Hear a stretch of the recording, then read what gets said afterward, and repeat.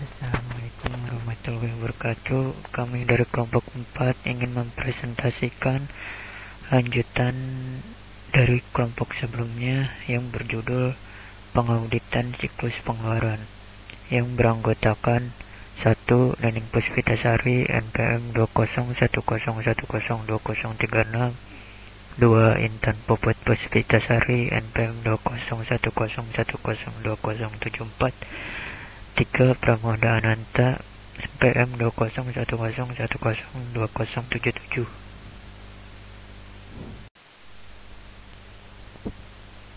Strategi audit. 1. Pendekatan risiko pengendalian yang rendah. Pada pendekatan risiko pengendalian rendah merupakan salah satu pendekatan yang mengacu pada tingginya tingkat kepercayaan yang dapat mengakibatkan auditor hanya dapat melakukan sedikit pengujian dalam pendekatan terutama substansif. Kedua, kombinasi strategi risiko kontrol yang dipertimbangkan lebih rendah. Lalu ada yang ketiga, primary substantive approach. Pada pendekatan primary substantive approach ini merupakan salah satu pendekatan yang dapat mengakibatkan penafsiran terhadap risiko pengendalian yang lebih maksimum. Kemudian, pemahaman struktur pengendalian internal. Auditor melakukan pemahaman terhadap struktur pengendalian internal yang diterapkan dalam siklus pengeluaran yang meliputi 5 komponen. Di antaranya yaitu 1. Lingkungan pengendalian, 2. Penafsiran risiko, 3. Informasi dan komunikasi atau sistem akuntansi, 4. Pemantauan, 5. Aktivitas pengendalian. Pertimbangan aktivitas pengendalian transaksi pembelian. Aktivitas pengendalian yang relevan dengan audit atas transaksi pengeluaran kas dapat digolongkan menjadi beberapa kebijakan dan prosedur yang berkaitan dengan 1. Review kinerja, 2. Pengolahan informasi, 3. Pengendalian fisik, 4. Pemisahan tugas. Kemudian untuk dokumen dan catatan meliputi A. Permintaan pembelian. Nah, dokumen ini merupakan sebuah formulir yang diisi oleh fungsi gudang untuk meminta fungsi pembelian melakukan pembelian barang dengan jenis, kuantitas, dan kualitas sesuai dengan yang tertera pada surat tersebut. Kemudian untuk B yaitu order pembelian. Untuk C, laporan penerimaan barang. Dokumen ini disimpan oleh fungsi pembelian sebagai dasar untuk mengadakan tindakan penyelidikan jika barang yang dipesan tidak datang pada waktu yang telah ditentukan. Kemudian D. Faktur, E. Voucher, F. Ringkasan voucher, G. Register, H. Laporan pelanggan bulanan dari pemasok. Nah, untuk laporan pelanggan ini merupakan sebuah arsip pemasok yang disimpan oleh fungsi pembelian, dan arsip ini disimpan menurut nama pemasok sebagai dasar untuk mencari informasi mengenai pemasok tersebut. Kemudian untuk I, buku pembantu utang dagang, J, arsip voucher yang belum dibayar, dan yang terakhir adalah K, arsip voucher yang sudah dibayar. Kemudian untuk fungsi berikut adalah fungsi yang terlibat. 1. Fungsi permintaan barang dan atau jasa. 2. Fungsi penyimpanan order pembelian. Kemudian 3. Fungsi penerimaan barang.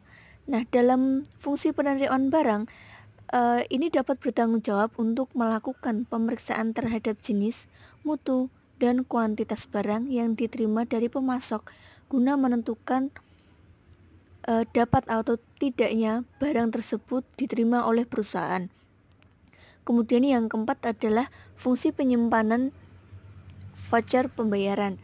Nah, fungsi ini berguna untuk mempertahankan tingkat kontrol yang lebih tinggi atas proses hutang dan beberapa faktur yang dibayar sekaligus, atau dengan kata lain mengurangi jumlah cek.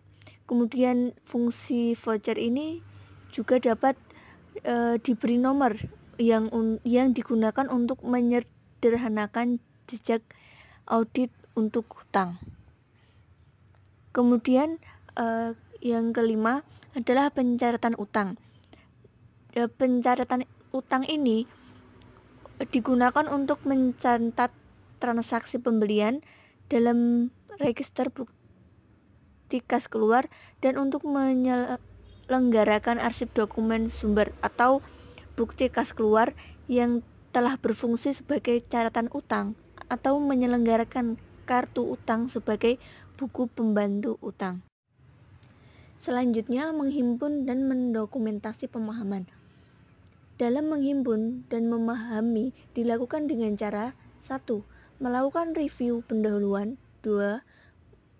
Mendokumentasikan sistem tersebut. 3. Melakukan proses transaksi. Dan yang keempat adalah menentukan apakah pengendalian intern itu dapat diandalkan atau tidak dapat diandalkan. Kemudian, penetapan risiko pengendalian. Dalam penetapan risiko pengendalian ini dilakukan untuk menghasilkan bukti mengenai efektivitas rencangan dan operasi pengendalian dalam transaksi pembelian. Nah, bukti tersebut kemudian digunakan untuk menetapkan risiko pengendalian untuk setiap asersi yang signifikan yang terkait dengan pembelian. Kemudian, pengujian pengendalian. Dalam pengujian pengendalian terdapat prosedur pengujian pengendalian yang dapat diterapkan untuk siklus pengeluaran yang dibedakan atas 2, yaitu A. Pengujian pengendalian pembelian, kemudian B. Pengujian pengendalian penerimaan. Kemudian, untuk menetapkan risiko pengendalian.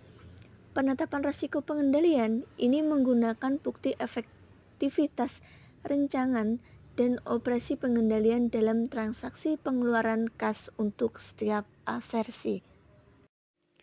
Pengujian substantif saldo aktiva tetap. Ada beberapa pengujian substantif dalam saldo aktiva tetap, yaitu 1.